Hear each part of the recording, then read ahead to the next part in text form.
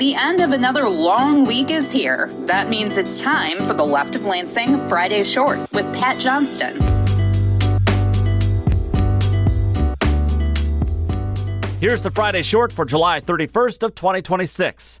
Planned Parenthood of Michigan is closing 3 more clinics, which includes clinics in Warren, Livonia, and Lansing. These latest closures are in addition to the clinic closings last year in Ann Arbor and 3 more in northern Michigan. That makes 14 closures in recent years, according to Bridge, Michigan's Robin Erb. Now, MAGA Republicans and the Trump regime have been busy enacting massive cuts to Planned Parenthood, which, of course, does more than just abortion procedures for women. Planned Parenthood of Michigan said these closures were inevitable after the federal government cut nearly $4.5 million in funding for Michigan. However, Planned Parenthood of Michigan requested Governor Gretchen Whitmer, a Democrat, remember, to approve a $5 million infusion of emergency funds last year. It begged the Whitmer administration to follow in the footsteps of Democratic governors in Illinois and Maine as they unleashed emergency funds to make up the difference from federal cuts by the Trump regime and MAGA Republicans. Now, let's not forget that we, the voters, overwhelmingly backed a constitutional amendment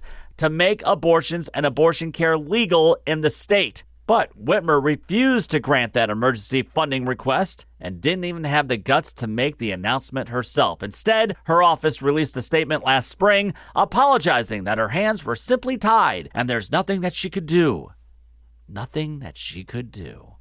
Whitmer's office said that we instead had to pressure State House Speaker, MAGA Republican, and man-baby Matt Hall to provide that funding. Yeah, that was going to work considering punishing women is one of the hallmarks of the White Christian Nationalist MAGA Republican agenda. And then to put salt on the wounds, Matt Hall and MAGA State House Republicans worked feverishly in the latest budget bill to gut the RX Kids program because, they're pro-life until a baby's actually delivered.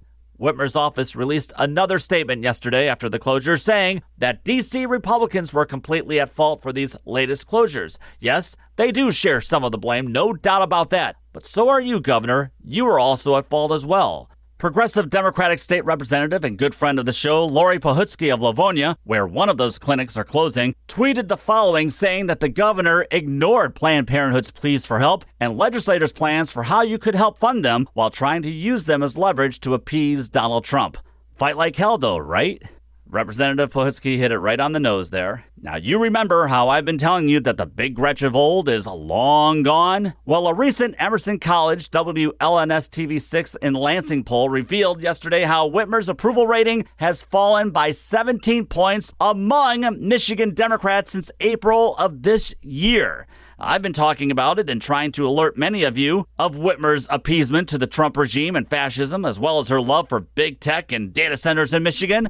I've also talked about how she hung her union supporters out to dry by refusing to sign 9 bills into law, bills that Michigan Democrats fought in court to get to her desk as Matt Hall tried to block them. One of those bills she vetoed would have put corrections officers under the Michigan police officers' pension plan. Freelance reporter Tyler Scott reported that the Department of Corrections members have been saying the same line to him ever since she vetoed that bill. She's not Big Gretch anymore. Now she's just Gretchen. Ouch. Which is why her last-second endorsement of Congresswoman and Miss APAC Haley Stevens' fledgling campaign was never going to make the dent many in the corporate establishment and consulting class hoped it would. Whitmer's showing her true colors as her term is ending here in a few months, that she's not willing to upset the corporate class or even MAGA Republicans, and especially not dear leader Trump. With that same Emerson College poll showing Stevens' working-class progressive opponent, Dr. Abdul Al-Sayed, leading her by 15 points even after Whitmer's endorsement, it's a further indictment of the rising resentment working-class voters have of the power elite in the Democratic Party, both in Lansing and in D.C. Like Michigan Advance's John King recently said of Whitmer's actions, or inactions, these last 2 years, with Democrats like these, who needs